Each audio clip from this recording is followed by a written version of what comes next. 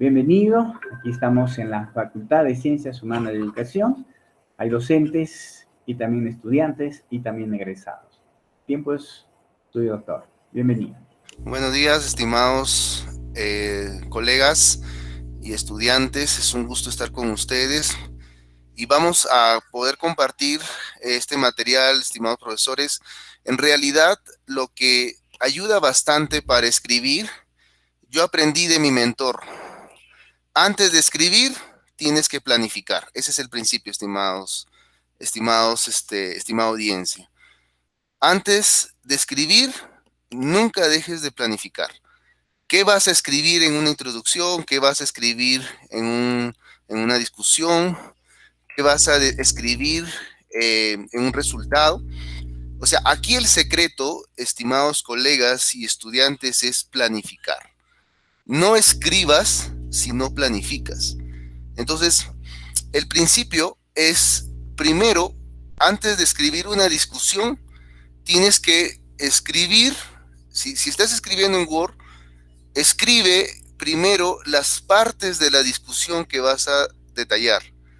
No te lances a escribir una discusión si es que no tienes en claro qué vas a escribir. Entonces, ese principio lo aprendí de uno de mis mentores con quienes escribo artículos científicos y él me enseñó bastante porque me dice, si tú no tienes en claro qué vas a escribir, entonces estás en un desorden, en una desorganización, me dice, ¿no? Nosotros utilizamos el overleaf, en este caso, ustedes utilizan el Word, por ejemplo, ¿no? Por ejemplo, vamos a suponer que ustedes que usan el overleaf, por ejemplo, de repente les pongo este caso. El overleaf es un software en la nube que permite, en este caso, digámoslo así, escribir el artículo en LaTeX, que es uno de los procesadores que puede desarrollar, en este caso, el artículo científico, ¿no? Entonces, por ejemplo, mira esta partecita. No sé si están viendo mi pantalla, profesor, Sí, ¿me sí, confirma? doctor. Ok. Entonces, miren esta partecita, ¿no? Por ejemplo, esta es la introducción, ¿ok? Esta es la introducción. Lo mismo lo puedo hacer en Word, ¿no? Yo, por ejemplo, puedo tener un Word acá, ¿no? Justo estoy revisando este artículo de una estudiante de administración que vamos a hacer el SATMI a una de las revistas de Cielo. Entonces, por ejemplo, yo tengo una introducción, ¿no?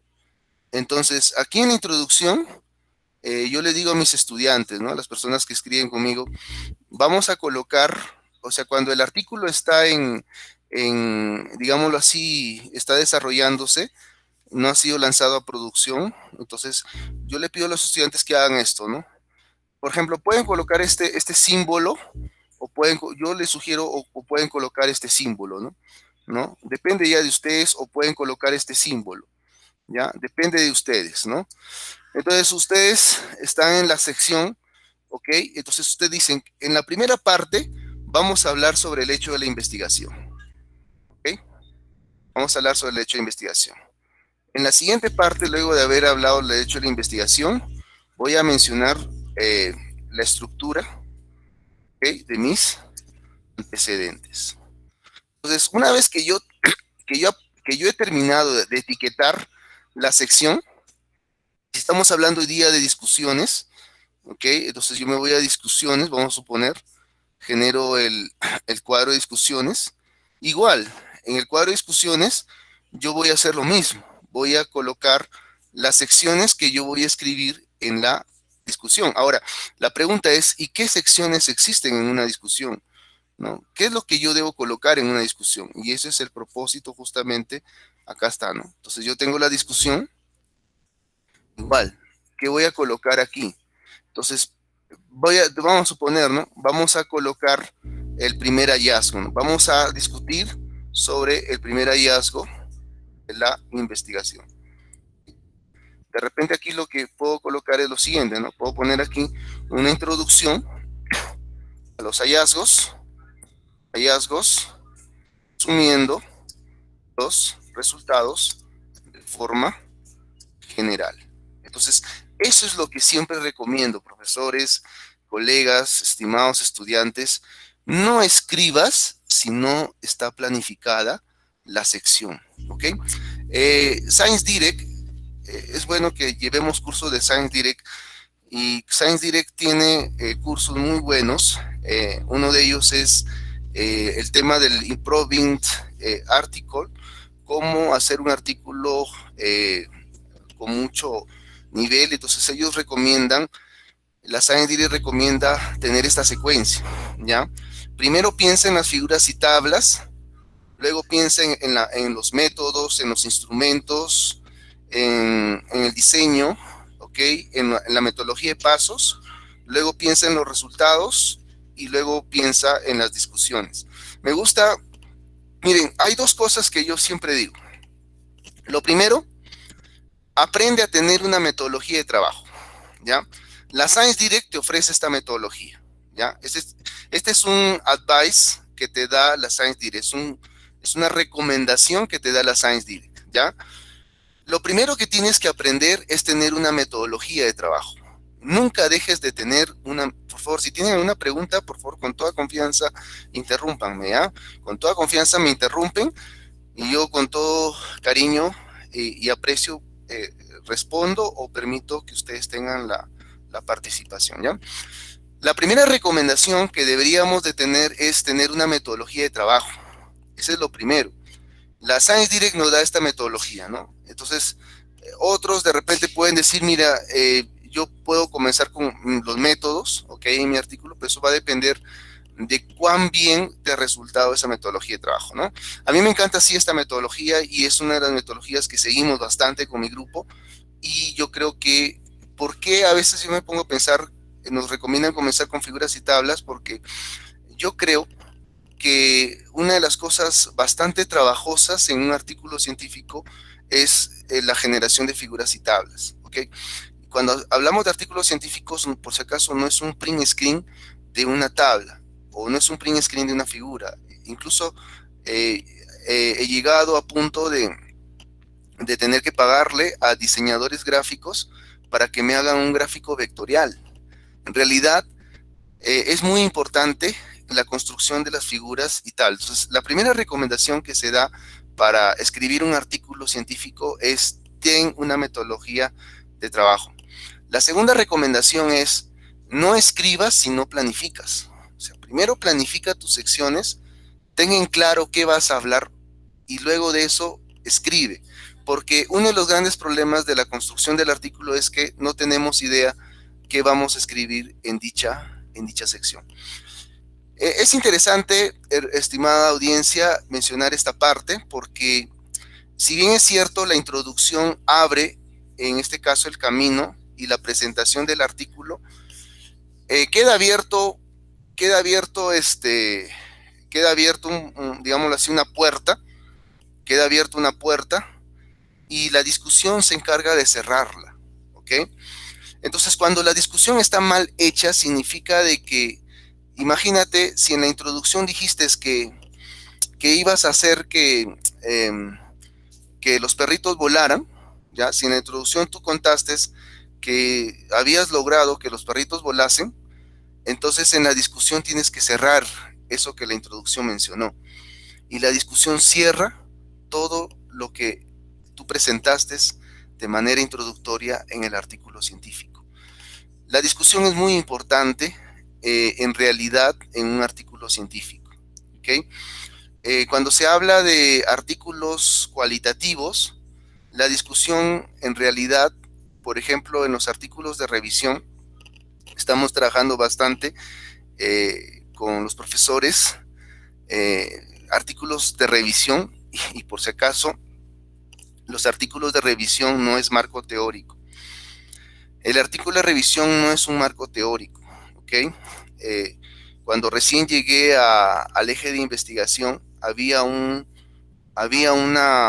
error bastante fuerte en los docentes que enseñaban técnicas de estudio, por ejemplo, ¿no? Los docentes que enseñaban técnica de estudio hacían que el alumno en el primero y segundo ciclo realicen artículos de revisión. Y lo que ellos hacían era que el alumno desarrollase marco teórico o marco conceptual. pero en realidad el artículo de revisión es muy distinto.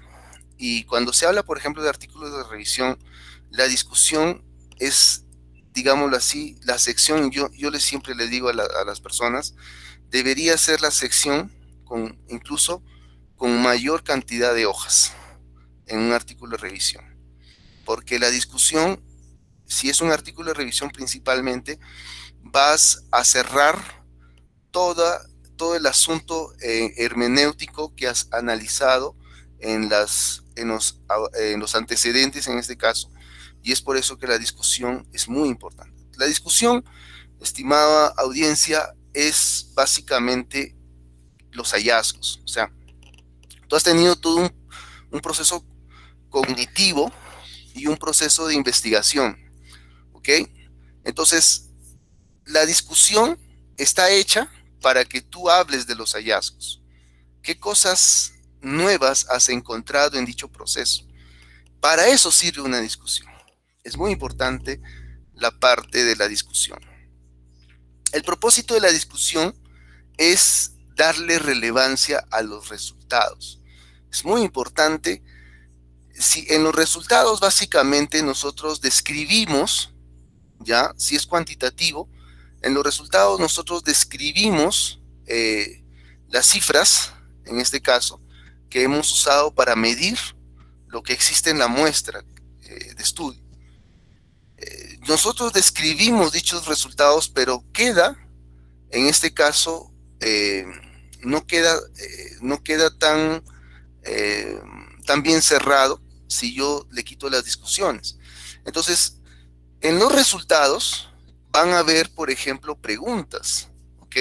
Algunos, por ejemplo, utilizan el tema por ejemplo, de las hipótesis, ¿no?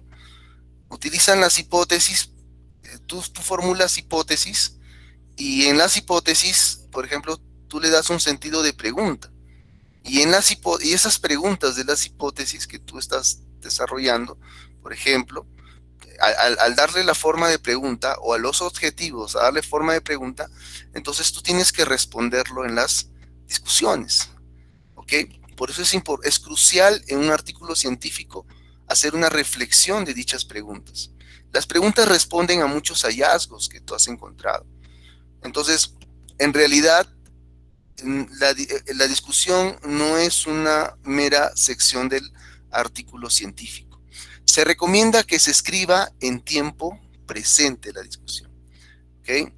La discusión debe estar en tiempo presente, siendo de que nosotros respondemos a muchas de las preguntas que nos vamos formulando en la investigación científica. Por ejemplo, estoy ahorita asesorando a un grupo de muchachos y yo siempre le digo a mis chicos, ¿no?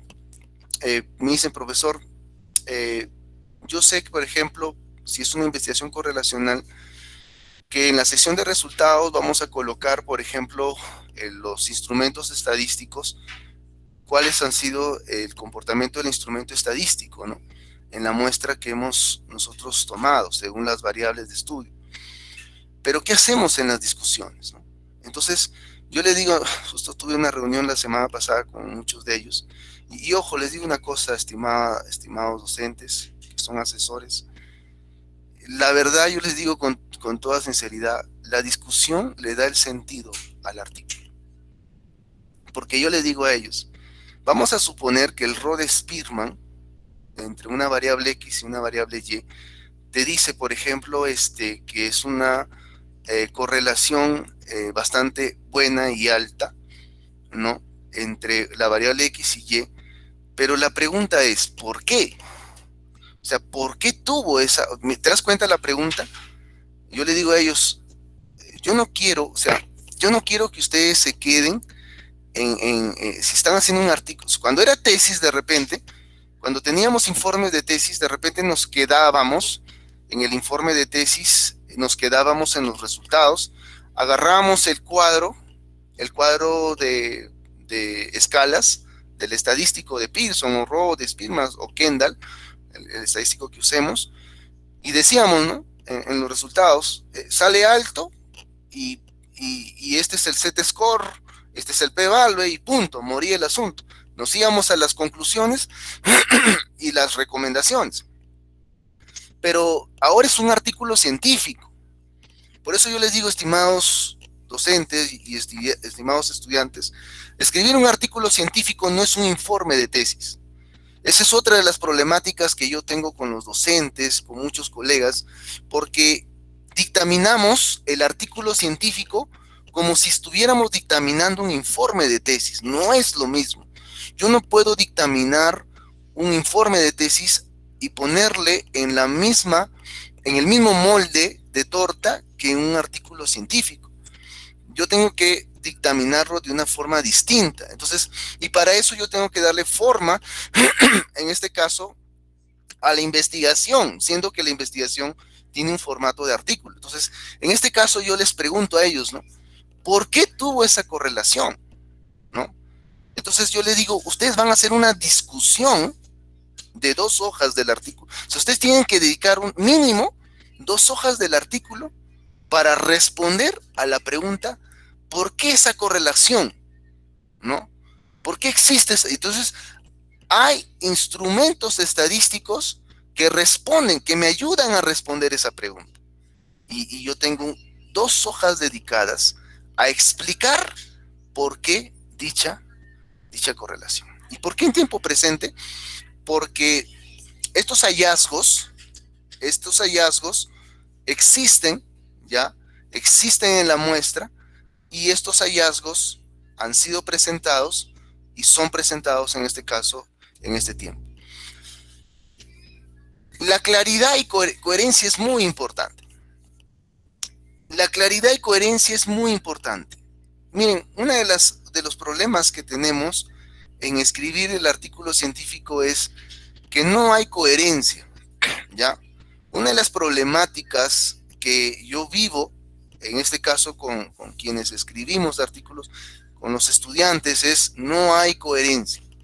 No hay coherencia en todo el documento, no hay coherencia, por ejemplo, no hay coherencia si en la introducción introduje objetivos o ciertas hipótesis, ¿ok? Al final, como yo les dije, miren, por eso es importante, la discusión cierra la puerta abierta por la introducción. Entonces, si no cierras la puerta respondiendo a esas hipótesis y esos objetivos, entonces no hay coherencia, ¿ya? Y eso es que nosotros tenemos que entender, estimada audiencia, que describir discusiones tienen que estar íntimamente, o sea, tiene que haber una coherencia. La introducción, materiales y métodos, ¿ok? Los resultados y las discusiones tienen que haber una transversabilidad en este caso. Una forma, una estrategia como me ordena, una estrategia como a mí me ordena, en este caso, el escribir o ver la transversabilidad, es utilizar metodología de pasos. Miren, bueno, en realidad yo suelo utilizar bastante la metodología de pasos. Y la verdad, siempre le pido a mis estudiantes usar la metodología de pasos. Por ejemplo, en este artículo, nosotros tenemos un gráfico de metodología de pasos. Entonces, profesor, ¿por qué utiliza la metodología de pasos? ¿Cuál es el propósito de pedirnos una metodología de pasos? Y es que la metodología de pasos a mí me va a ordenar al momento de construir mis resultados y al momento de construir mis discusiones. ¿En qué parte está el resultado? ¿En qué parte y cómo correlaciona el resultado con la discusión? ¿Ya? No es obligatorio, ¿ya? Algunos artículos que yo observo no colocan esta sección, ¿ya? No colocan esta sección, ¿ya? Por eso no es obligatorio, pero si ustedes me preguntan por qué lo coloco, es porque yo hago que el estudiante ordene la construcción de artículos y ordene la construcción de discusiones. Y la metodología de pasos ayuda bastante a que el estudiante, quien está escribiendo el artículo, pueda tener esa transversabilidad, ¿ok? Es muy importante ese detalle. Nosotros, los hallazgos que vamos a explicar y que vamos a detallar en la discusión, deben estar argumentados en base a los datos obtenidos en los resultados. No debo yo de imaginarme, ni debo de hablar de manera general. Miren, una de las cosas, miren, yo les digo lo siguiente. Este es un tercer tic, ¿ya? Acá viene un tercer tic. No floreemos, o sea, no hablemos cosas generales, seamos muy específicos, ¿ya? Si bien es cierto, en el informe final de 150 páginas, nosotros teníamos que florear para llenar las páginas muchas veces, pero en un artículo científico de 12 páginas, de 15 páginas, entonces nosotros no podemos darnos el lujo de florear, tenemos que ser muy concretos y específicos, no dar argumentos generales, hay que dar datos específicos, hay que contrastar resultados específicos, explicar de manera concreta las cosas, ya guardando esa correlación que acabo de explicar, ¿no? En este caso, cuando tú expliques los hallazgos, acuérdate, discusión sinónimo de hallazgo, no te olvides. La discusión es sinónimo de hallazgos, ¿ya? ¿Qué voy a escribir en una discusión? Hallazgos. ¿Qué hallazgos encontraste? ¿Ok? ¿Qué hallazgos encontraste? Miren, una cosa interesante es, por ejemplo, investigaciones descriptivas. A veces les quitamos, a una investigación descriptiva, a veces le quitamos la importancia. ¿Ok? A veces, por si acaso, el nivel descriptivo no hay que quitarle la importancia. El nivel descriptivo es muy importante. ¿Ok? Hay investigaciones descriptivas muy buenas que yo he visto que tienen un alto valor de investigación. En este caso, por ejemplo, es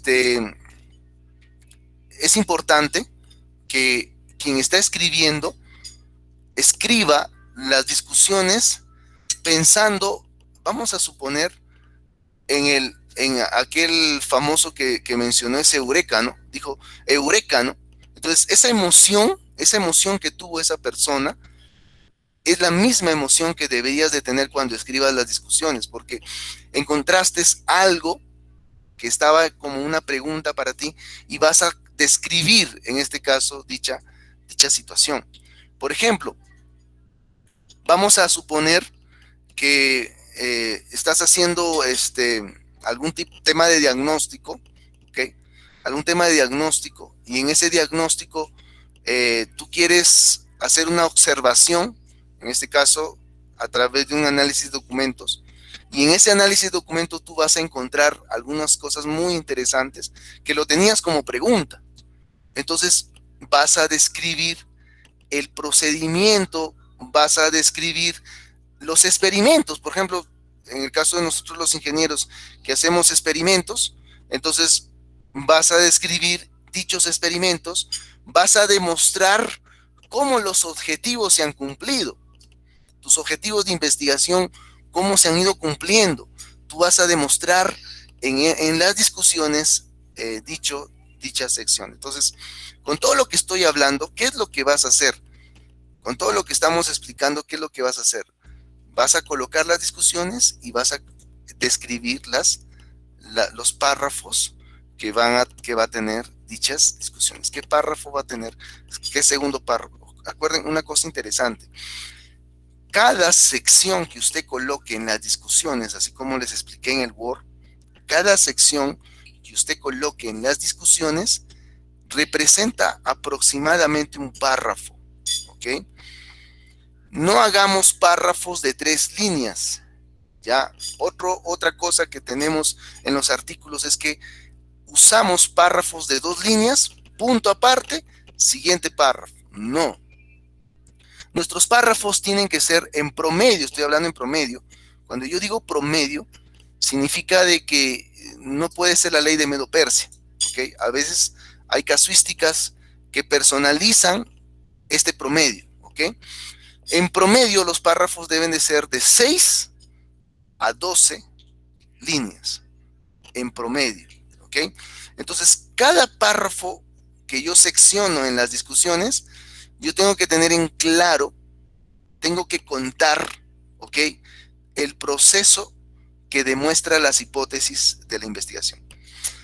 Si son investigaciones cualitativas, hablando un poco de las investigaciones cualitativas, es interesante porque según la teoría fundamentada, por ejemplo, si estamos usando la teoría fundamentada o si estamos usando la saturación teórica, vamos a suponer que quiero conocer el fenómeno COVID, vamos a suponer de la enseñanza virtual, ¿no? Cómo la enseñanza virtual se ha comportado. Justamente encontré un instrumento muy bueno donde entrevistan, los autores del artículo entrevistan a los docentes, hacen focus group y los docentes cuentan la experiencia virtual.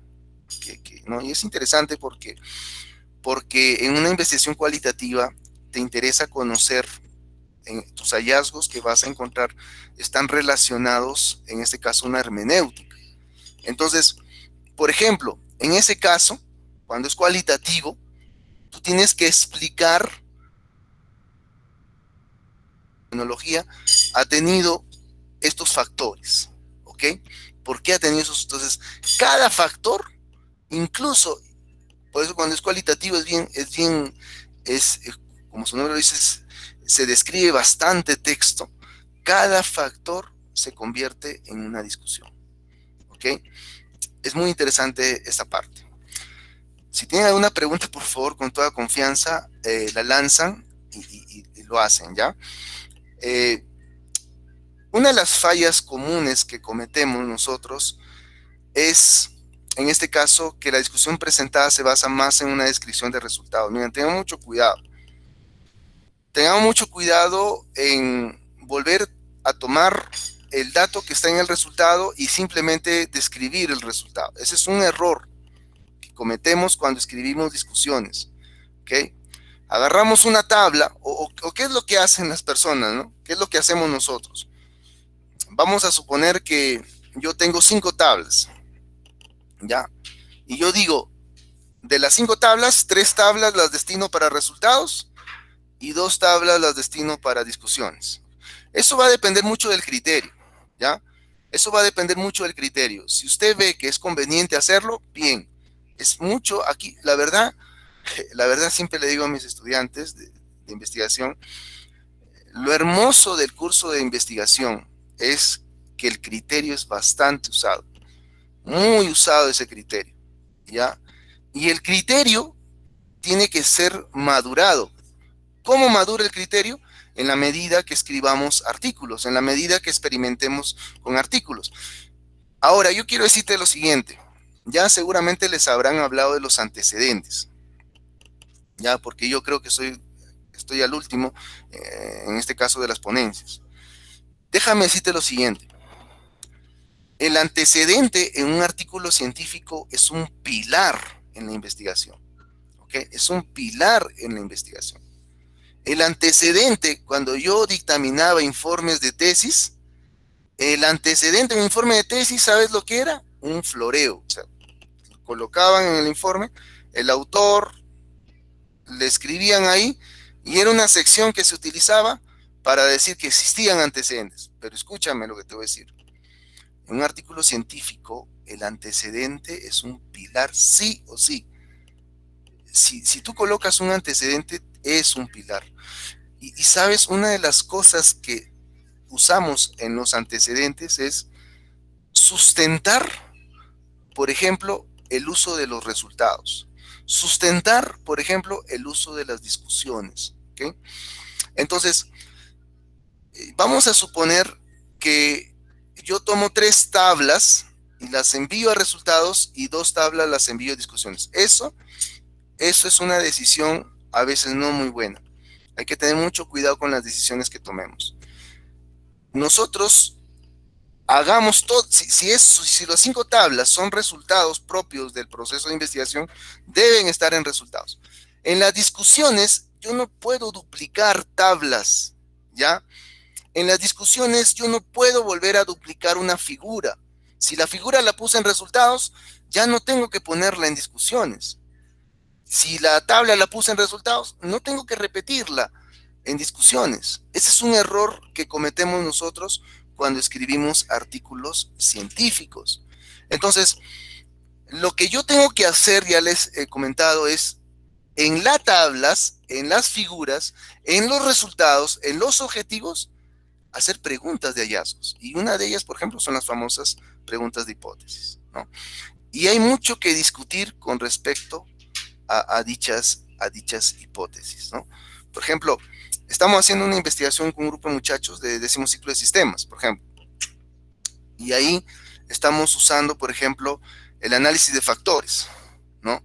Y en el análisis de factores, por ejemplo, estamos detectando qué factores ocasionan, qué factores ocasionan que mi canal digital tenga una respuesta positiva del usuario del canal digital. Por ejemplo, yo como docente tengo un YouTube donde cuelgo mis videos. Entonces, ¿qué factores ocasionan que los followers o los seguidores del canal digital crezcan, ¿no? En este caso. Y esos factores, por ejemplo, si bien es cierto, en la parte de resultados voy a colocar la correlación de las variables con respecto a los factores, ¿qué va a ir en las discusiones? En las discusiones yo tengo que explicar los hallazgos. Por ejemplo, un hallazgo interesante que yo encontré es que, por ejemplo, es importante definir la segmentación o el perfil del cliente. ¿Por qué es importante? Porque si yo no segmento el perfil del cliente o del usuario del canal, entonces yo no voy a saber a qué público estoy dirigiendo el contenido, en este caso en mi canal. Y eso es un hallazgo, por ejemplo. Ese es un hallazgo. ¿Cómo es que llegué a ese hallazgo? Por los mismos resultados y por los mismos instrumentos estadísticos que yo pude haber usado. Hay dos tics muy importantes para la sección de discusiones. ¿Ok? Iniciar la discusión presentando hallazgos encontrados. Otra vez se repite. El significado y la importancia. Es muy importante eso. Segundo, comenzar la discusión con una frase que responde a la pregunta inicial. Describe el hallazgo más importante. En realidad en un estudio pueden haber muchos hallazgos. Hay muchos hallazgos que podemos encontrar en un estudio científico. ¿Ya? Podemos tener 5 hallazgos y sobre los 5 hallazgos comenzamos a escribir. Ojo, ojo, en todo proceso de investigación necesariamente sí o sea, sí o sí existen los hallazgos. Y el hallazgo es un nivel máximo en la investigación, ¿ya? El hallazgo, ¿cómo lo descubrimos el hallazgo? ¿Cómo yo descubro el hallazgo? El hallazgo lo descubro si tú has hecho, y ojo, les digo, algo interesante, estimada audiencia, miren, sería bueno siempre, o sea, a nosotros nos enseñan los cursos, por ejemplo, vamos a suponer estadística, ¿no? Nos enseñan los cursos de estadística. Y una recomendación que siempre hago es, nosotros mismos procesemos nuestras estadísticas. Si bien es cierto, existen ingenieros estadísticos, pero a mí me enseñaron el curso de estadística básica, estadística 1, estadística 2, estadística aplicada. Nosotros seamos los mismos gestores de los instrumentos. No dejemos que otro desarrolle en este caso, los instrumentos estadísticos. Yo mismo tengo que aprender a hacer. Ahora hay bastante video en YouTube que podemos usar cualquier herramienta estadística. Entonces, ¿por qué es importante esa parte? Porque cuando tú mismo ejecutas tus resultados, cuando tú mismo ejecutas el proceso, tú mismo te vas a dar cuenta de esos hallazgos. Datos característicos. Un hallazgo puede ser un dato extremo, por ejemplo, ¿no? Vamos a suponer, yo tengo un análisis de prevalencia, un análisis de frecuencia, y encuentro un dato característico. Entonces, ¿por qué ese dato? O sea, si el resto de datos tiene un comportamiento X, este dato tiene un comportamiento Y, ¿por qué? Entonces comienzo a analizar dicha información. Y ahí va a salir un hallazgo, por ejemplo. Y ese hallazgo es el que yo tengo que llevarlo a las discusiones. Es importante iniciar con una frase que responda a una pregunta inicial. Describe el hallazgo más importante y transmita. Y ojo, miren, ¿dónde está el aporte? En realidad, ¿no? Siempre escucho a los dictaminadores que preguntan a los chicos, ¿no? ¿Cuál es tu aporte? ¿No? ¿Cuál es el aporte? ¿Dónde está el aporte? ¿Dónde es que yo detallo la importancia del estudio realizado? Es en las discusiones. Es en las discusiones donde yo maximizo la importancia de mi estudio y explico a quienes leen mi artículo la importancia del proceso de investigación que he desarrollado. Es triste, la verdad. Es triste muchas veces no saber qué escribir en la discusión. ¿Y saben por qué? Porque, por eso les decía, ¿no? Cuando nosotros delegamos a otra persona a desarrollar los instrumentos estadísticos, no te das cuenta. Recibes los resultados, comentas los resultados, pero ¿qué más hago? ¿No? ¿Qué más hago? No sé qué hacer. O sea, ¿qué hallazgo encontré? ¿No? ¿Qué hallazgo encontré? Entonces, no está en claro el aporte en la investigación. Por ejemplo, una de las problemáticas que tenemos en las carreras, y yo sé que educación no es la excepción, es una de las problemáticas que existen en las carreras, es la repetición de los estudios. Líneas saturadas, existen líneas saturadas.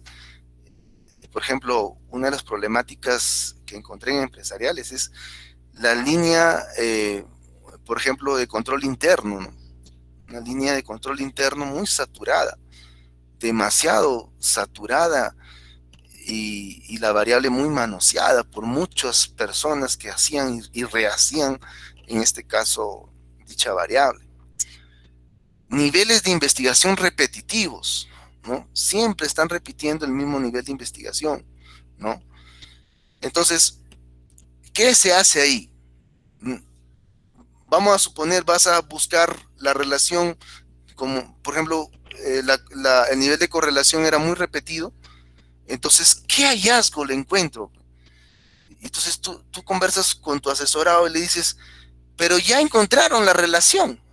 O sea, antes que tu persona han habido 100 o 200 o miles que ya dijeron que existe relación entre la variable X y Y.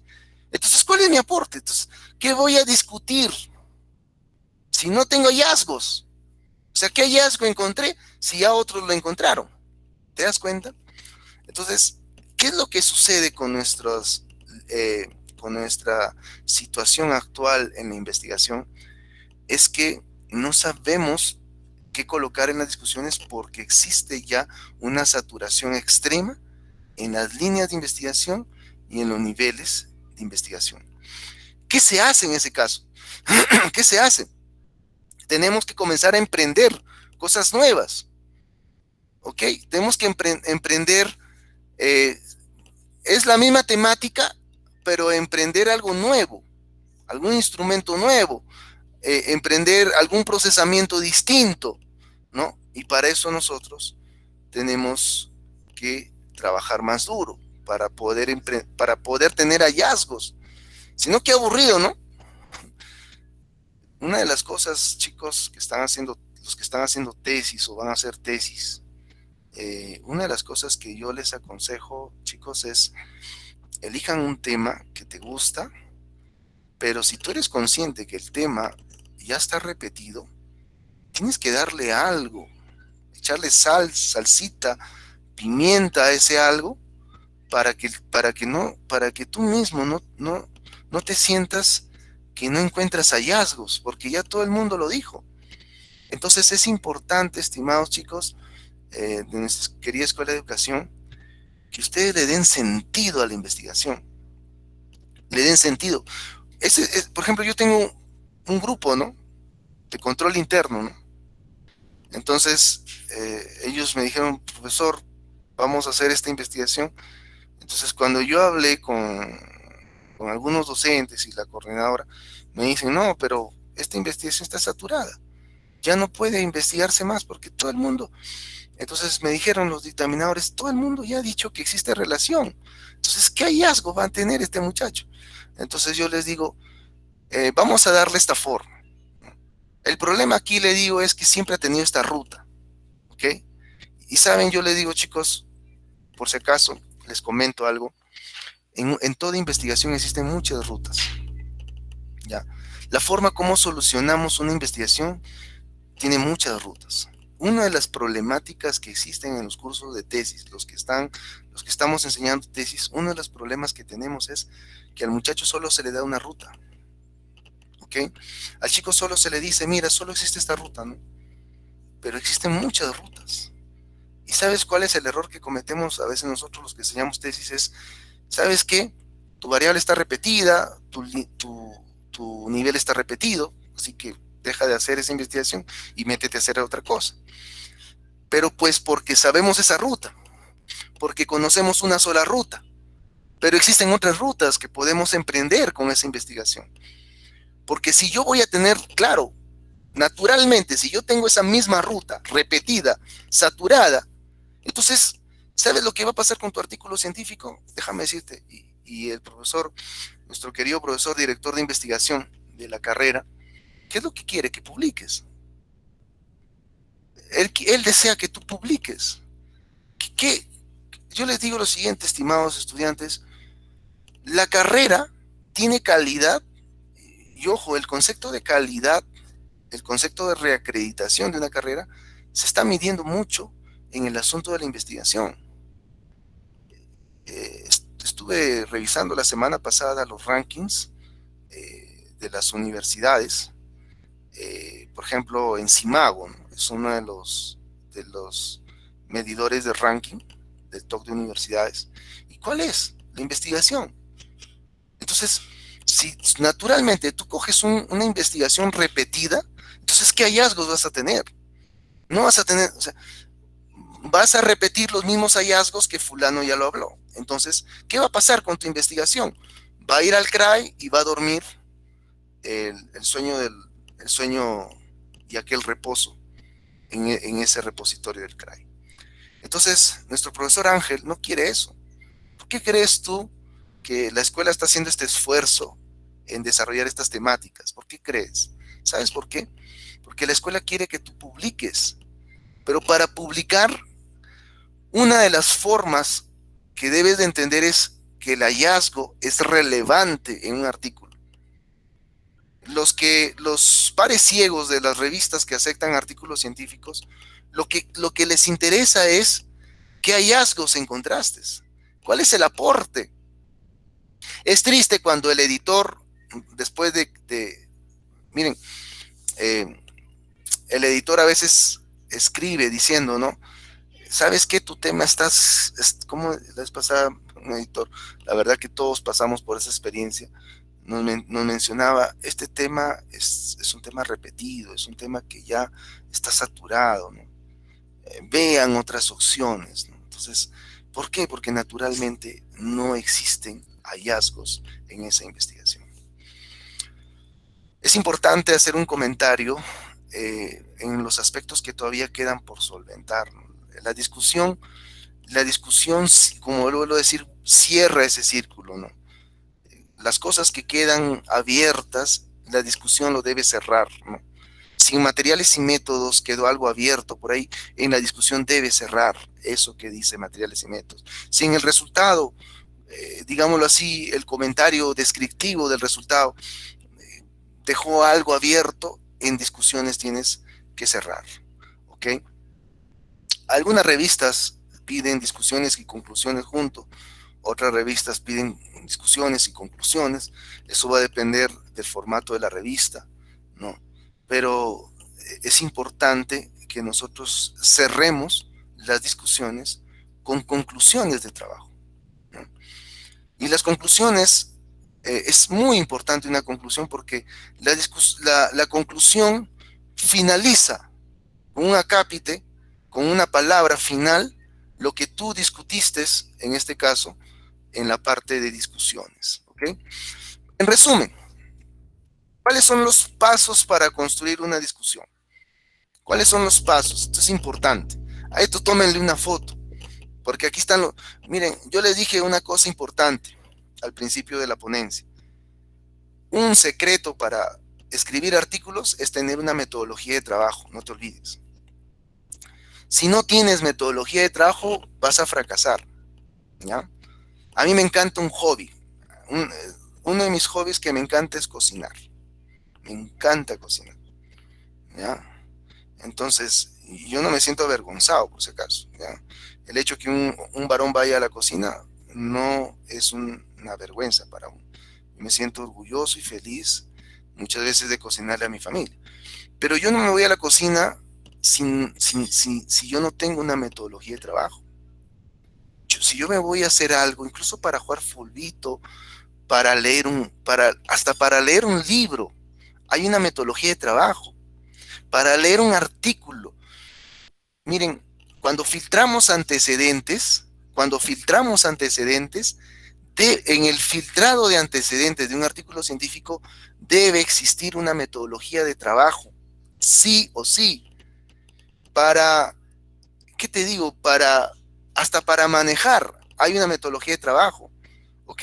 Para todo, para el estudio de la Biblia, para el estudio de la lección, nos hablan de una metodología de trabajo, ¿no?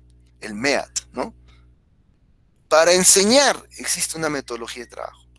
Para discutir, ¿ya? A mí me encanta la palabra discuss en inglés, ¿ok? ¿Ya? Si para nosotros los peruanos en español discutir es pelear, el discuss en el inglés significa llevar tus comentarios al contexto de tus antecedentes, ¿ok? Entonces, para resumir, ¿qué pasos debo usar para construir una discusión? Primero, no te olvides de los hallazgos importantes. Discute, destaca qué hallazgos encontraste de manera relacional, de manera ordenada. Por eso es que la metodología de pasos, que no es obligatoria, yo sí les pido a mis estudiantes, ¿por qué? Porque a ellos les ordena la consecución de resultados y la consecución de hallazgos, ¿ok? Explicar la importancia de los resultados, ¿ok? Cerramos el círculo explicando dicha importancia, dichos hallazgos. Yo puedo comparar los resultados con lo de otros autores. Yo puedo utilizar la discusión para comparar resultados con otros autores y hacer un discuss con los autores, ¿ya? Podemos hacer comparación de resultados. Por ejemplo, en el caso de la correlación que yo les hablo de mis asesorados, yo ya les he dicho ya, ustedes tienen 20 antecedentes y van a coger los 4 más relevantes.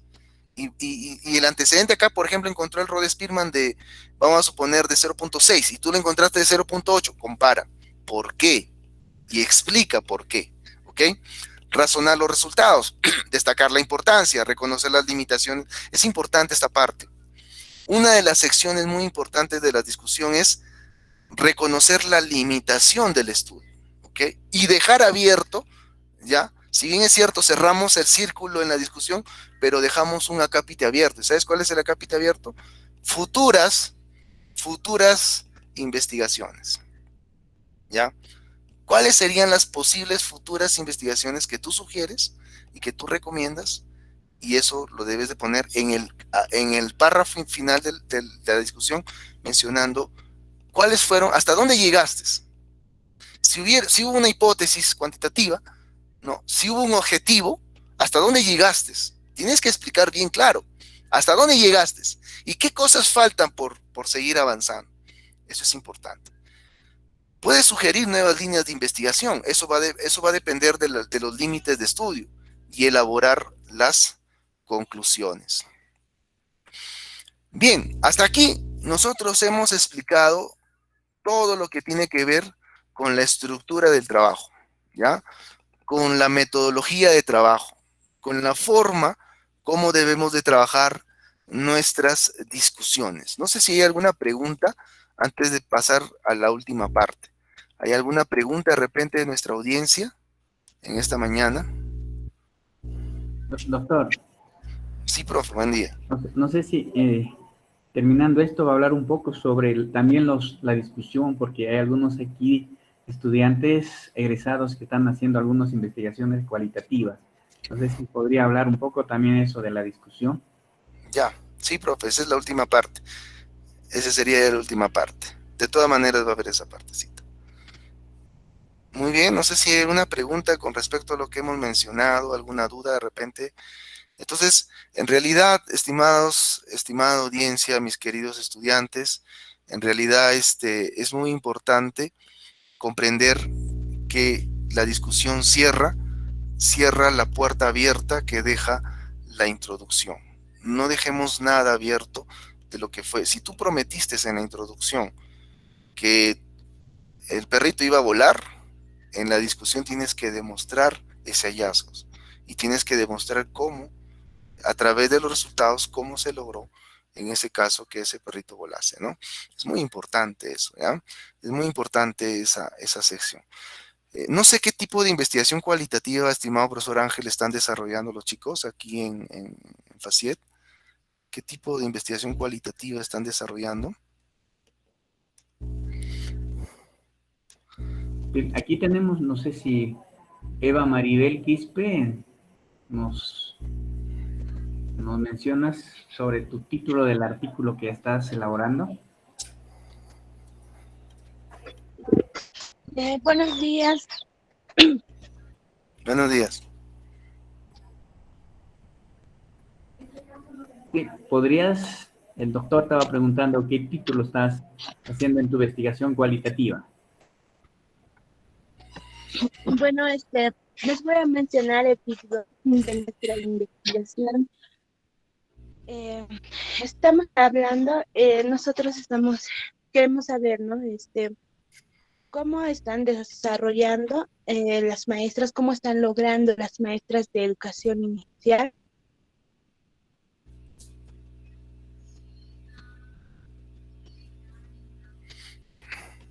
Se cortó.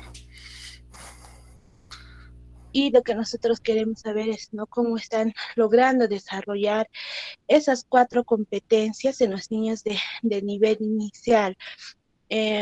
Bueno, sabemos que estamos en una crisis, pandemia, todo esto, entonces queríamos saber, ¿no? Cómo están desarrollando esas competencias en sus niños.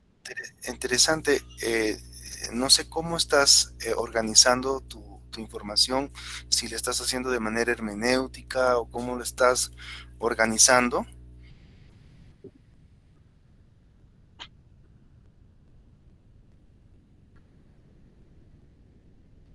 ¿O todavía no han pensado esa parte? Bien, básicamente en una investigación exploratoria, sea de la forma como nosotros lo desarrollemos, existen muchas formas, ¿ya?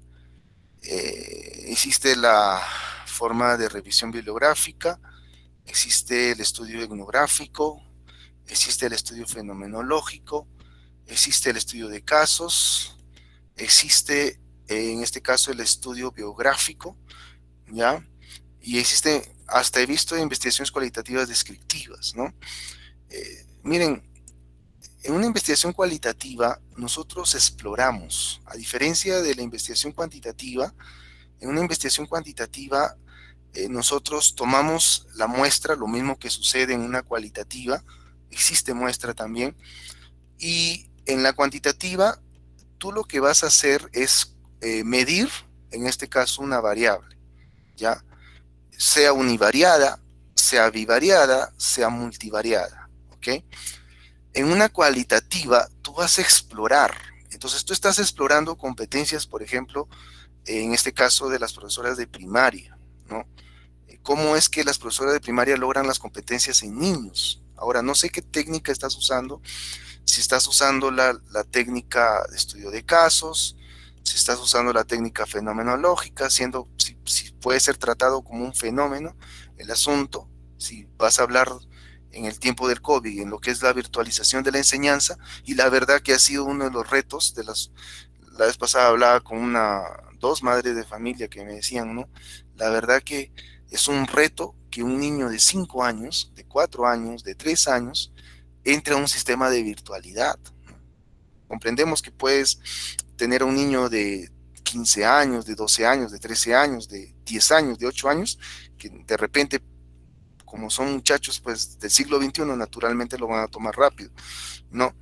Entonces, en una investigación cualitativa, nosotros a través de las entrevistas o del focus group que tú estás haciendo, nosotros encontramos y codificamos, en este caso, la entrevista, ¿no?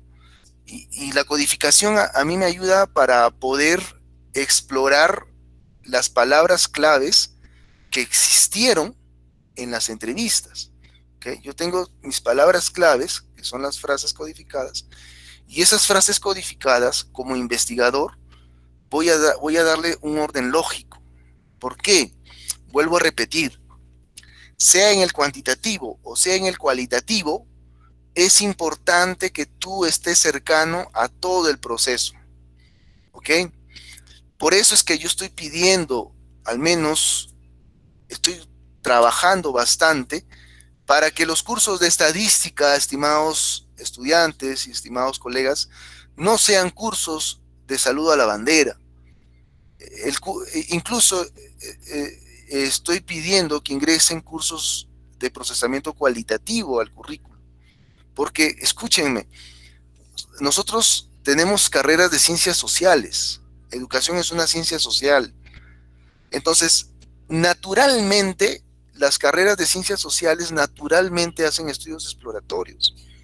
Entonces, es por eso que ustedes no tomen los cursos de estadística o no tomen los cursos cualitativos como meros cursos, porque ustedes tienen que pasar la misma experiencia de proceso. O sea, yo les digo, chicos, no dejen que otros hagan el procesamiento. Ustedes mismos aprendan a hacerlo. Y no es difícil, no es difícil, ¿ya?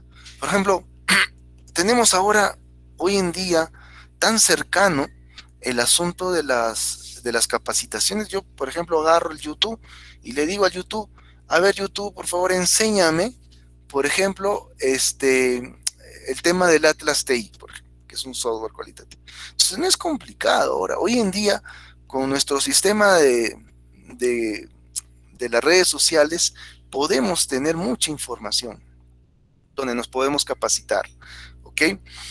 Entonces, una vez que tú exploraste y de manera lógica encontraste la relación, ¿ya? Con las frases codificadas tú vas a hacer una relación lógica, porque tú como investigador has explorado, has conversado, has escuchado, has preguntado, y tú vas a hacer una red lógica, ¿ok? Cualitativa, donde vas a encontrar las relaciones entre las frases codificadas, ¿ok? Entonces, ¿pero qué va en las discusiones de un cualitativo? ¿No? ¿Qué se sugiere colocar en la sección del cualitativo, en las discusiones? Miren, nosotros en la parte de discusiones tenemos, en este caso, ya los software cualitativos traen, por ejemplo, un módulo de análisis de sentimientos. ¿Ok? En ese módulo de análisis de sentimiento, o sea, o sea, acuérdense ustedes que la discusión es hallazgos, ¿ya? La discusión es sinónimo de hallazgo, ¿ya?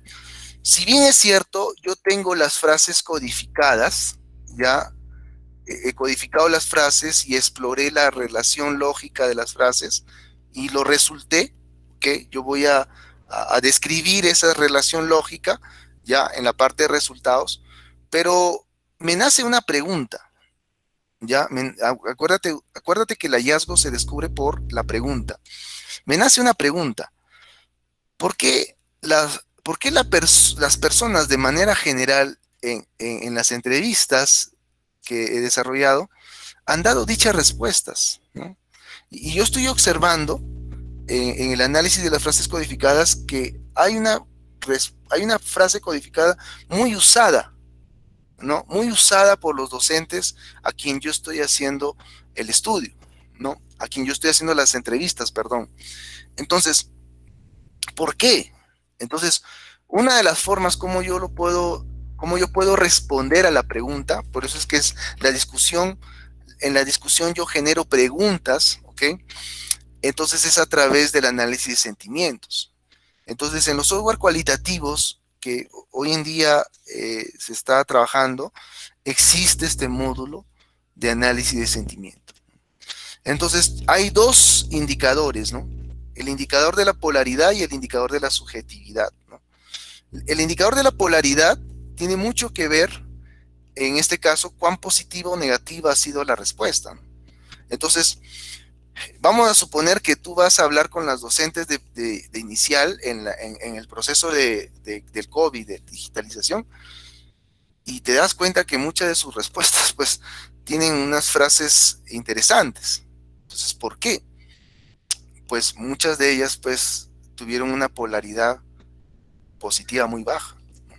Y eso por el tema de que no, de repente no ha sido una experiencia tan, o sea, si ha sido una experiencia, pues, con éxito, porque han logrado las competencias, pero no ha sido una experiencia tan agradable, ha sido una experiencia estresante, porque imagínate las llamadas de los padres, ¿no?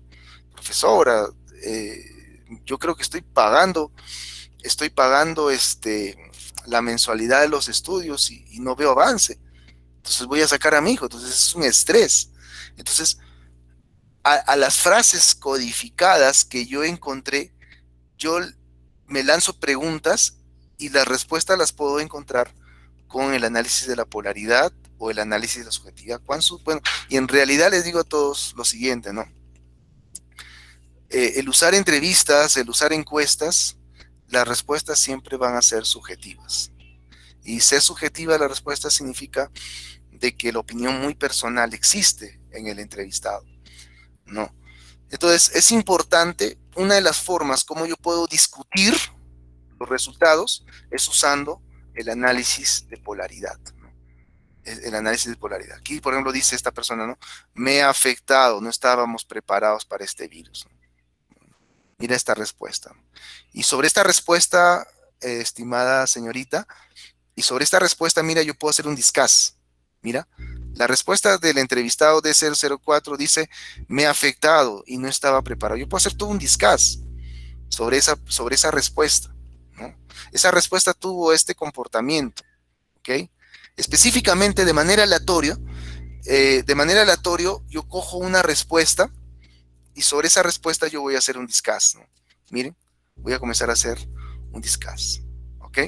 Sobre el análisis de polaridad. El análisis de polaridad es usado en una investigación cualitativa para hacer una discusión, ¿ok? Puedo utilizar también este gráfico, ¿no? También los software cualitativos hacen análisis de frecuencia, análisis de prevalencia, ¿no? Entonces yo puedo usar este cuadro para hacer un discuss, ¿no? Por ejemplo, mayormente las personas mencionaron el tema de la cuarentena, el tema del ingreso, ¿no? El tema de la pandemia, ¿no? ¿Por qué? Porque, claro, naturalmente ha sido la palabra o la frase pues más repetida en todas las entrevistas. Y sobre eso yo puedo hacer también otro discuss, ¿no? Puedo explicar por qué las personas mencionaron bastante estas palabras, ¿no? ¿Por qué fueron tan frecuentes, ¿no? Y ese discuss lo puedo, y mira, yo puedo utilizar la hermenéutica que construí en el resultado con las iteraciones cualitativas y puedo transversar, ¿no? Transversar las iteraciones hechas con el análisis de frecuencia. Entonces, esto de acá a mí me ayuda o sea, estos resultados a mí me amplían el espectro de la exploración cualitativa. O sea, estos resultados yo los uso para ampliar el espectro y tener una respuesta al comportamiento exploratorio que yo he descubierto en los resultados. Acá hay otro, ¿no? Las palabras más cercanas, ¿no? La gente le tiene miedo al futuro y ahora con esta crisis política que tenemos, la gente está muy temerosa del futuro. Ahora se está hablando de que, ayer decía un congresista que va a haber muchos de los capitales extranjeros se van a retirar por la situación, la crisis que estamos teniendo. Entonces, vamos a suponer que los entrevistados han hablado mucho del futuro, ¿no? Acá está, ¿no? Acá está la palabra clave, ¿no? Entonces, en el futuro, yo observo, por ejemplo, la palabra, en este caso más cercana, tiene que ver con el alimento. Las personas están muy preocupadas con el sistema sus necesidades básicas de su familia, ¿no? La escasez, en este caso, este fue un análisis cualitativo sobre la pandemia, ¿no? Entonces la gente estuvo muy preocupada con la escasez del alimento, con la satisfacción de las necesidades básicas de la casa, ¿no? Y yo puedo hacer otro discurso sobre esto, ¿no? Sobre este cuadro, ¿no? Que son cuadros cualitativos. Y estos también, ¿no? Por ejemplo, estas son las frases centrales que se encontraron en la entrevista, ¿no? ¿Qué frases centrales? Mira, tú recabaste, después de haber grabado las entrevistas, mi estimada estudiante, tú recabaste alrededor de, vamos a suponer, de 300.000 palabras, ¿ya? Recabaste 300.000 palabras en las entrevistas y desarrollaste con una muestra cualitativa de 20 entrevistados, ¿no? Donde desarrollaste una serie de preguntas y tú quieres saber cuáles han sido las palabras claves, las palabras centrales de las entrevistas. Entonces, por ejemplo, aquí dice, ¿no? Este entrevistado dice, yo tengo que sí o sí, para que no me agarre la pandemia, para que no me agarre, para que, mira, una de las cosas que yo he aprendido de la pandemia es que no me va a agarrar desprevenido, ¿ya? No me va a agarrar. Entonces, yo tengo que sacar un aprendizaje de acá. Y para que no me agarre desprevenido, yo voy a tener que pensar en un negocio extra aparte de mis haberes que yo tengo, ¿no? Tengo que pensar en un negocio extra. Tengo que pensar, ¿no? Por ejemplo, acá dice, ¿no? Tengo que proyectar mis finanzas hacia un futuro. Pensar en mis finanzas pensando en un futuro, ¿no? Tengo que pensar, ¿no? Estar preparado desde la campaña escolar y cuando todo quedó paralizado, bueno, tuve que cerrarlo. Él tenía un negocio, ¿no?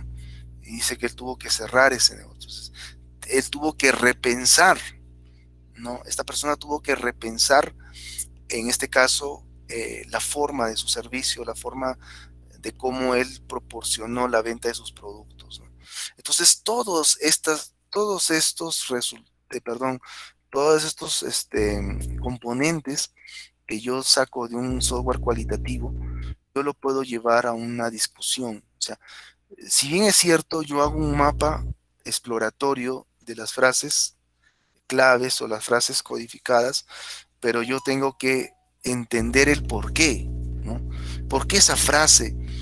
¿Por qué esta frase se relaciona con esta frase? ¿Por qué? ¿No?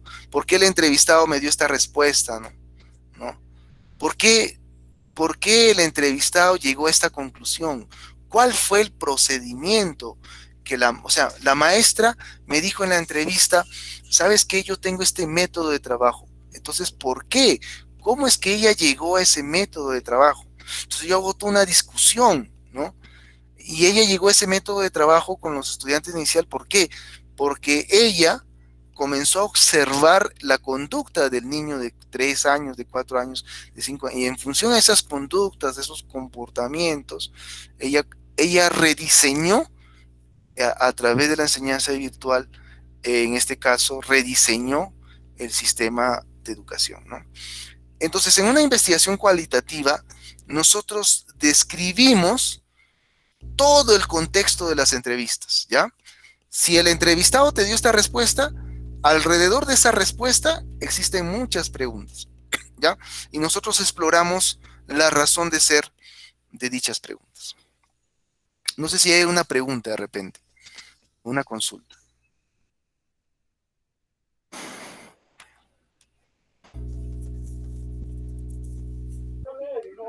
Doctor Jorge, Profesor, buenos días. Gusto buenos saludar. días. También para mí, yo veo que lo que usted está haciendo es un programa muy lógico. O sea, pensemos, porque es muy matemático, ¿no? Estas probabilidades con porcentaje que usted sacó. Eh, Personas, profesores, estudiantes, que no tienen esa capacidad lógica que usted tiene porque es ingeniero de sistemas. ¿Cómo podríamos tener un plan B? O sea, ¿de qué manera podríamos tener ahí una percepción, una interpretación de esos datos de otra manera. No sé si me están entendiendo la pregunta. O sea, Sí, en su mente está la situación, en su mente. Usted lo maneja, presenta los cuadros, los comparte, y me pregunto cómo podríamos hacer para alguien que no tiene esa información anterior, hacer un trabajo, lo mismo, pero de otra manera. ¿Me entiende, doctor? sí. Miren, algo que me gusta de la investigación cualitativa es el tema de las iteraciones, ¿ya? Acá, por ejemplo, tengo un ejemplo, ¿no? Acá hay un ejemplo. Entonces, miren, en una investigación cualitativa, yo al menos siempre sugiero que eh, tú tengas un contacto directo con el entrevistado por iteraciones. ¿En qué sentido? Las primeras preguntas son generales, ¿ya? Las primeras preguntas que tú lanzas al entrevistado son preguntas muy generales, ¿ok? Por ejemplo, vamos a suponer que lanzas la pregunta A, ¿ok? Al entrevistado, y el entrevistado te da la respuesta A. En el transcurrir de la interacción que tienes con el entrevistado, bueno, viene la iteración 2, ¿ya? ¿Qué significa cada iteración, estimados estudiantes? Cada iteración es como que si tú estás explorando algo, tú sabes que existe algo muy interesante en el docente que estás investigando y tú quieres descubrir el cómo, ¿ya? El cómo, ¿ok? Entonces, en cada iteración 3, iteración 4, ¿no? En cada iteración es como decir, ¿cómo te puedo explicar? Es como que si tú escuchas un mensaje del pastor Bullón y en la medida que tú escuchas el tema, ¿ya? O sea, escuchaste el tema, esa es la iteración 1, ¿ok? Tú vas a la Biblia, ¿ok? Y en la Biblia, que sería la iteración 2, vas a ir a una investigación más profunda. O sea, vamos a suponer que el pastor Bullón en la iteración 1 te habló el texto de Colosenses 1:3, donde tú sacaste interesantes cosas que, o sea, tú apuntas, ¿no? Esa es la idea del que está entrevistando, va apuntando o va grabando. Lo importante es grabar, ¿ya? ¿Por qué existe la lógica de las frases, de los códigos, ¿ya? En una exploración se recomienda usar los códigos. Es como, por ejemplo, escuchas una conferencia y naturalmente pues no vas a colocar todo lo que dice el conferencista. Tú vas a colocar frases, en este caso, frases muy interesantes que escuchaste del conferencista. Pero no te vas a quedar ahí. O sea, por favor, yo creo que nadie en esta vida nos contentamos con escuchar al conferencista, con escuchar al pastor Bullón, con escuchar una lección de escuela sabática. Yo tengo que irme a una iteración 2, ¿ya? Y en la iteración 2 yo tengo que profundizar con el entrevistado lo que las frases codificadas logré alcanzar escucharle.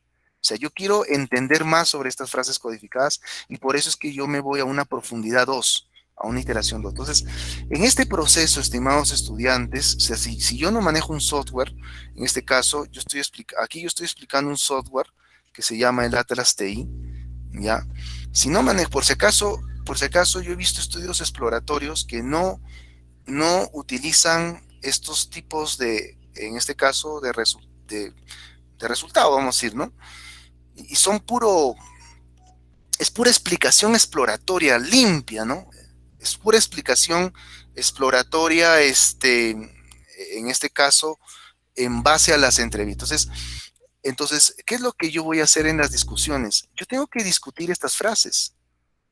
Hay frases que, o sea, si bien es cierto, yo voy a encontrar una lógica relacional en los códigos, ya, porque al final de cuentas usted va a tener que hacer una relación entre los códigos. ¿Cómo se relacionaría, por ejemplo, el fraccionamiento de pago? ¿Cómo lo podría relacionar con las políticas de crédito? ¿No? Eso es algo lógico que yo voy a hacer, ¿no? En el procesamiento cualitativo. O sea, yo al final tengo que encontrar una relación. Vamos a decir que la profesora me comienza a dar algunas palabras muy interesantes, ¿ya? Por ejemplo, una palabra llamada planificación. Otra palabra, por ejemplo, personalización de la información. Interesante. La profesora dijo, o sea, vamos a suponer, en inicial de 3 años, tengo 10 niños. Entonces yo he tenido que llegar, te cuenta ella, ¿no? Y a veces casi llorando la gente te cuenta, ¿no?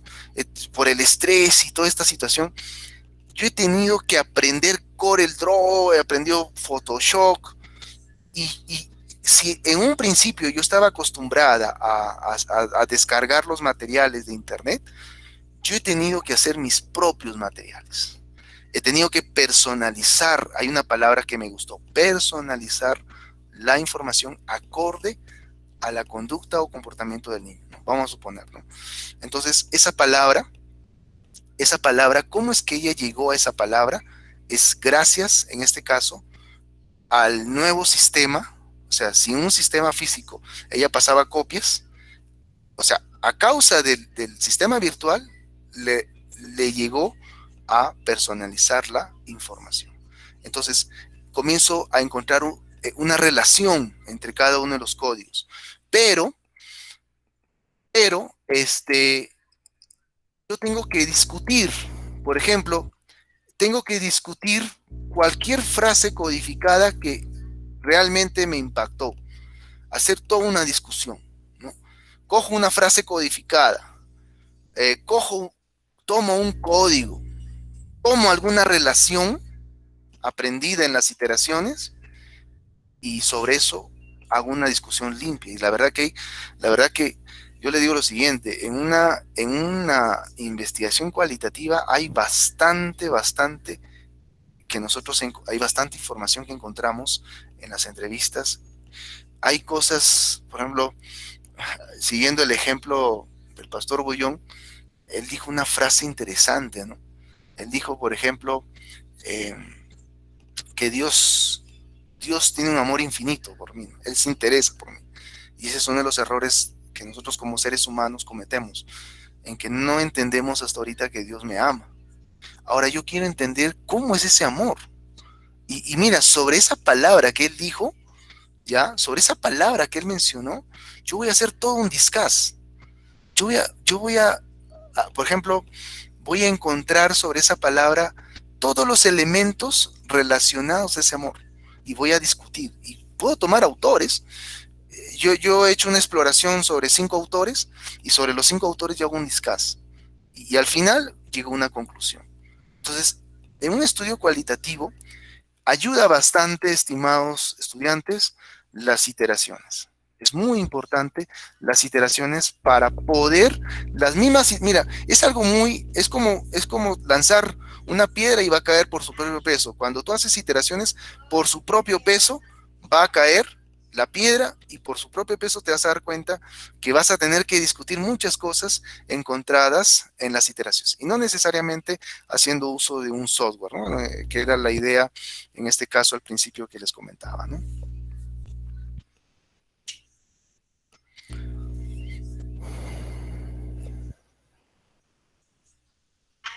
No sé si hay otra pregunta o no sé si estuvo bien la respuesta o de repente alguna duda quedó.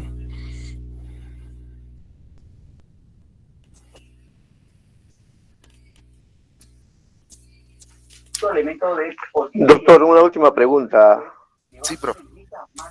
En el desarrollo, o sea, todo gira en torno a un objetivo. El objetivo está en todo. En la introducción, en el desarrollo, está en los resultados, en la discusión. O sea, cuán importante es plasmar un buen objetivo al inicio. Y también el problema, obviamente. Ahora, ¿cómo se puede relacionar lo que usted está diciendo, el resultado, el trabajo de discusión, perdón, con el desarrollo? Porque estamos ahorita con mis chicos trabajando desarrollo en este momento, y lo que usted está haciendo ya es la discusión. Entonces, ¿cómo podríamos interrelacionar esos dos? ¿De qué manera interactuarlos? Miren, es interesante la pregunta que ha hecho el profesor, bien interesante, recontra interesante. escuchen, si ustedes han hecho el trabajo a conciencia y ustedes mismos lo han hecho, a veces cometemos, como yo les decía al principio, el error de encomendar a personas que me hagan parte del trabajo, ¿ya? Yo les voy diciendo, ese es un error garrafal. No es bueno que encomienden parte del desarrollo, ¿ya? Si parte del desarrollo es, por ejemplo, vamos a suponer, es, qué sé yo, el uso de un instrumento, ¿ya? El uso de una validación, el uso de un filtrado, entonces nos va a quitar el privilegio de ver en carne propia lo que está aconteciendo en el desarrollo, ¿ok? Acuérdense ustedes que el principio de la discusión es el hallazgo. Acuérdense, no se olviden. El principio de la discusión es el hallazgo. Y acuérdense ustedes que en el desarrollo existen hallazgos. En el desarrollo existen hallazgos. En el desarrollo sí o sí van a haber hallazgos. En los resultados sí o sí van a haber hallazgos. Sí o sí hay hallazgos. Por ejemplo, mira, con un chico, nosotros estamos acostumbrados a utilizar la escala de Likert, ¿no? En el desarrollo, en cuanto a la toma de encuestas, ¿no? Entonces el chico me dice, profesor, yo tengo un instrumento de la UGEL que mide la gestión administrativa del director, me dice. Pero no veo, profesor, no veo que se adapte a una escala de Likert. No veo. Entonces yo le digo, mira, vamos a buscar antecedentes para ver si es factible o no el uso de ese instrumento. Entonces comenzamos a revisar junto con él, ¿no? Esa es la verdad que, profesores, la verdad, yo no sé si voy a decir una herejía, me van a perdonar, pero yo a veces digo, cuando solamente me dedicaba a enseñar los cursos de profesión, en cierta medida el asunto era más sencillo. Yo le enseño esto, le dejo la tarea y punto. Pero cuando tú enseñas un curso de tesis, y la verdad que yo nunca dejo de aprender, nunca dejo de aprender. Cada ciclo que enseño el curso de tesis, salgo aprendiendo muchas cosas. Y esta vez, por ejemplo, con la gente de administración, me trajo ese instrumento. Entonces, comenzamos a ver antecedentes, ¿no? Y encontramos algo muy interesante, muy interesante. Uno de los hallazgos que encontramos es que, por ejemplo, para ese tipo de instrumentos nosotros debemos usar mucho el tema de la regresión lineal. ¿Por qué? Y había todo un tema de discusión del autor, en este caso del antecedente. Entonces, yo le digo, mira, ¿sabes qué? Hemos encontrado este antecedente y vamos a hacer la prueba, ¿ok? Vamos a coger de tu población, vamos a hacer una prueba muestral. Entonces vamos a tomar a 30 directores y vamos a hacer una especie de experimento con esto. Vas a tomar la encuesta. ¿Tienes accesibilidad? Sí, uno de los factores que hay que tener en cuenta con un tesista es que tenga accesibilidad a la muestra. Sí, sí tengo, profesor. Yo puedo tomar. Y listo. Comenzamos a tomar y mira, hicimos pruebas con 3 instrumentos. ¿Okay? Hicimos pruebas con 3 instrumentos, con el de regresión lineal, con el Rode-Spearman y con Kendall. Y de los 3 instrumentos comenzamos a observar el comportamiento de las respuestas. El error estándar, por ejemplo, es uno de ellos. El error estándar que arrojaba cada instrumento estadístico. Y nos dimos cuenta que realmente cuando son respuestas bivariadas, sí y no, el instrumento que más se adecua es el de regresión lineal. ¿El por qué? Comenzamos a ver antecedentes. Entonces, mira ese hallazgo. Entonces, en ese hallazgo, nosotros comenzamos a buscar más antecedentes. Entonces, ya él tenía media página para discutir. Que en un instrumento de evaluación de gestión administrativa, nosotros, según, y ojo, salió una tablita de comparación de los resultados de Kendall, de Spearman y de regresión lineal, salió una tablita. esa tablita no va a resultados, naturalmente no va a ir a resultados, porque yo no estoy encontrando un resultado, yo estoy encontrando un hallazgo con esa tabla. Es una tabla comparativa del error estándar, es una tabla comparativa del factor correlacional, donde nosotros nos dimos cuenta que cuando son respuestas no Likert, por eso estamos acostumbrados a usar instrumentos de escala de Likert, en este caso es un instrumento bivariado. Sí y no, nada más. Y eso es un hallazgo encontrado en el desarrollo. Por eso, la discusión es sinónimo de hallazgo. Naturalmente, estimado estudiante, vas a encontrar hallazgos en el proceso de desarrollo. Algo que te llama la atención, algo que está fuera de lo normal, algún hallazgo importante en este caso en el desarrollo. Por ejemplo, otra cosa interesante que puedes encontrar en la metodología de pasos, por ejemplo, los pasos de construcción de tu propuesta, ¿no? ¿Por qué estás colocando el paso 3 después del paso 2? ¿Por qué? Hay una razón de ser. Eso, ¿dónde lo has descubierto? En la experiencia, pues. Por eso, miren, la persona que le encarga un estadístico, me van a perdonar, pero la persona que le encarga un estadístico las cosas, comete un error garrafal. Garrafal. La persona que le dice, profesor, pero yo no manejo estadística, entonces trata de aprender, instala tu SPSS, tú mismo prueba, no dejes que otros te cuenten. Por ejemplo, no dejes que otros te hablen. Si bien es cierto, hay mucha gente de experiencia en estadística, hay muchos profesores de experiencia, de mucha experiencia, pero ojo, algo que he aprendido de la vida es, nosotros debemos empezar de cero, pero debemos empezar ya, como escuela. Debemos tener en cuenta que los cursos que enseñamos de investigación tienen que tener un impacto en el estudiante, sí o sí, en la experiencia del estudiante. Si el estudiante escogió un tema en el ciclo 3, el estudiante tiene que tener una experiencia muy cercana al tema, una experiencia muy cercana a ese tema, una experimentación cercana al tema de investigación. Eso hace que el estudiante tenga una formación madura, cuarto ciclo, quinto. En realidad, ¿cómo se llama? El reglamento de investigación nos habla de investigación formativa, pero muchas veces es un saludo a la bandera. Debería cada ciclo el estudiante experimentar con la investigación, experimentar con temas que al estudiante le interesen, ¿no? Hasta llegar al noveno, octavo ciclo, séptimo ciclo, cuando el estudiante ya experimentó y tiene maduro un tema. Entonces, imagínate, ha construido su tema desde el segundo, tercero, cuarto, llega al séptimo, octavo con un tema bastante maduro, bastante experimentado. Entonces, ¿sabes lo que pasa?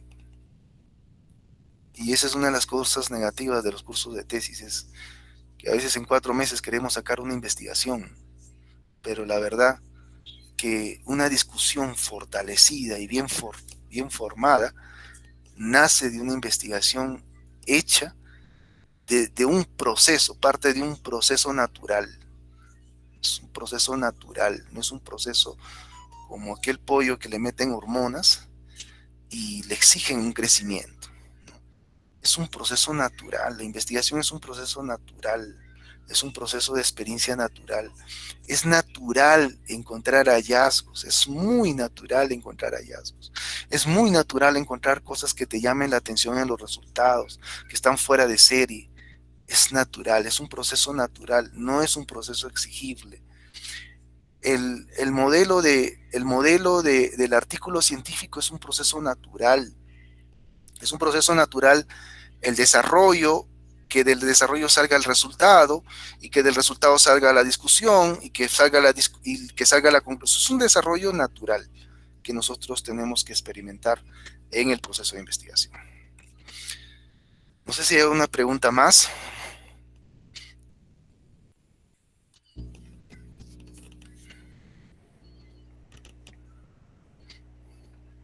Una pregunta al doctor sobre la discusión, no ya para cerrar también con esta presentación que ha realizado el doctor en esta mañana.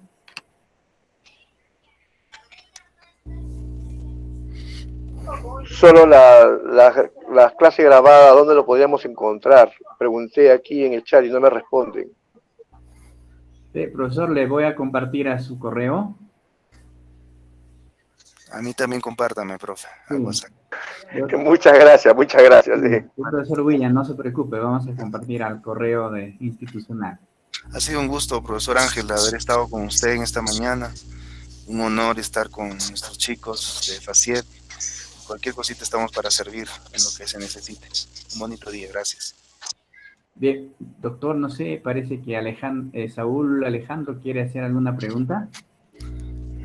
Sí.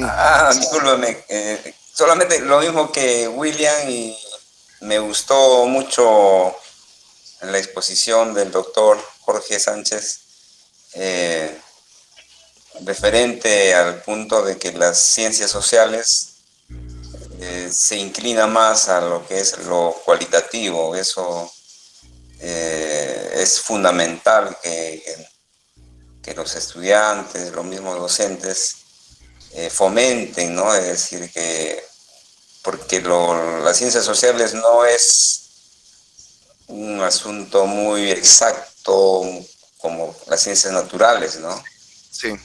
Y es necesario, se trabaja con personas, se trabaja con conductas, con fenómenos sociales, con la ética, con principios, y no es fácil determinar. Por ejemplo, aquí podría ser mi pregunta, doctor. Discúlpame que esta parte, última parte ya le hago. ¿Es posible hacer una pregunta todavía?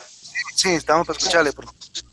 Muy bien. Por ejemplo, en lo que es comprensión de lectura, yo siempre he visto investigaciones cuantitativas, ¿no? Y siempre mi idea es que la comprensión de lectura no se puede medir de manera exacta. Un estudiante puede comprender, por ejemplo, del 1 al 10 comprende 5, pero hay de todas maneras, es muy, podemos decir, es muy subjetivo eso, ¿no? Es muy subjetivo. Pero en lo que es ya la investigación cualitativa, enfocándolo con la investigación cualitativa, podría acercarse más a la realidad. Por ejemplo, ¿por qué los estudiantes tienen un buen nivel o un bajo nivel de comprensión de lectura? Ahí podría comprenderse mejor que solamente con el enfoque cuantitativo. Solamente esa es mi pregunta. O como comentario, ¿no? Sí. Gracias por su respuesta. Gracias a usted, más bien, profe, por su participación. Profesores, lo que pasa que a veces nosotros queremos meter a un molde algo que no entra y exigimos a ese algo, en este caso, un procedimiento. Miren, profesores, nosotros en realidad como ciencias, bueno, yo es como decía a Ruth Villafuerte, ¿no? Yo he tenido muchos años en investigación cuantitativa, pero lo que me llamaba, la verdad, la atención en la cualitativa es porque el procedimiento es muy distinto. Yo no puedo explicar un procedimiento exitoso con un cuantitativo. Yo no puedo llevar a una experiencia pedagógica a un estudio cuantitativo. Yo no puedo yo no puedo analizar una metodología que ha tenido éxito en comprensión lectora a una variable y decir que esa variable tiene un impacto cuantitativo sobre otra variable. ¿Sabes lo que estoy haciendo ahí? ¿Saben lo que estoy haciendo ahí? Estoy de la torta que puedo comer y disfrutar, solamente estoy cogiendo una pequeña sección. Y estoy yo mismo negándome a disfrutar todo el resto. Entonces yo no puedo seccionar esa metodología a una investigación cuantitativa. Entonces, por ejemplo, a mí me gusta un estudio cualitativo que se le llama el estudio biográfico. El estudio biográfico, ¿qué es lo que observa? Por ejemplo, un estudio biográfico cualitativo no observa mucho el asunto de la metodología, por ejemplo. ¿Sabe lo que observa bastante? Es la experiencia docente-alumno, por ejemplo. O sea, yo puedo agarrar, por ejemplo, el enfoque, vamos a suponer, yo puedo agarrar el enfoque estudio de casos, o puedo agarrar el enfoque fenomenológico y hacer el estudio de la metodología propia, que ha tenido éxito el docente de comprensión lectora, y puedo explorar. Pero estoy sesgando, por ejemplo, la interactividad docente-alumno. Por ejemplo, yo quiero entender, o sea, si bien es cierto, él tuvo una metodología, escúchame, si bien es cierto, él tuvo una metodología, él tuvo un método de trabajo con el estudiante, pero no estoy explorando el asunto, digámoslo así, contextual. O sea, ¿qué otras cosas él incluyó en la experiencia docente-alumno? Por ejemplo, vamos a suponer que el docente no solamente estaba en clase, sino el docente que hacía, salía con los alumnos y tenía interactividad, no sé, fuera de clase. Llevaba a los alumnos a lecciones externas, fuera de clase. Entonces, esos detalles de experiencia alumno, yo puedo usarlo con el estudio biográfico. Entonces, ¿por qué los alumnos, por ejemplo, la pregunta sería, ¿por qué los alumnos amaron a ese docente? Amaron. O sea, que ese docente era lo máximo para el estudiante. Si solamente les enseñó un curso en la universidad, pero ¿por qué al estudiante fue una situación de impacto, pero fabulosa? Y ojo, esa experiencia alumno, que yo asumo el enfoque biográfico, yo lo puedo usar naturalmente para explicarle a otros docentes de otras áreas del conocimiento que pueden repetir esa experiencia. O sea, o sea, no es suficiente una metodología de trabajo del docente.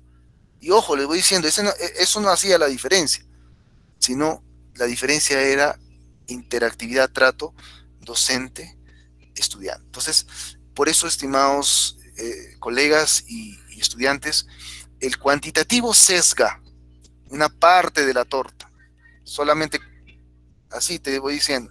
Cuando son casos cualitativos, solamente vas a comer una partecita de la torta. Pero el cualitativo te hace comer toda la torta y disfrutar todo el cumpleaños. Y qué hermoso es, la verdad, comenzar a trabajar con estudios exploratorios. Muy bien, gracias doctor Sánchez por la presentación, por el tiempo también que se dio hoy para poder darnos esta presentación, esta ponencia con la Escuela Profesional de FACIET. Dios lo bendiga, quizás más adelante también estaremos pidiendo su apoyo también. Y esperamos que, creo, está dispuesto también a ayudar para poder también que nuestros estudiantes, ¿no? Gran parte ya se están inclinando por las investigaciones cualitativas y creo que con esta ponencia les va a ayudar mucho para seguir el proceso con su artículo. Muchas gracias. A usted, profesor. Muchas gracias. Dios bendiga a su familia también. Y bueno, vamos a orar para terminar ya esta reunión. Padre nuestro que estás en los cielos, Señor, te damos gracias por este momento, Señor, que nos has dado. Gracias también, Señor, porque das la sabiduría, el entendimiento al doctor Sánchez, Señor, que hoy nos ha podido dar muchos aprendizajes, Señor, para lo que es el proceso de aquí, Señor, de los estudiantes, maestros también, que estamos en este proceso, Señor, de publicar artículos.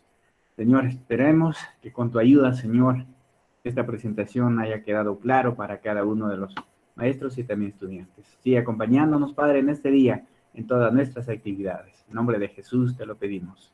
Amén.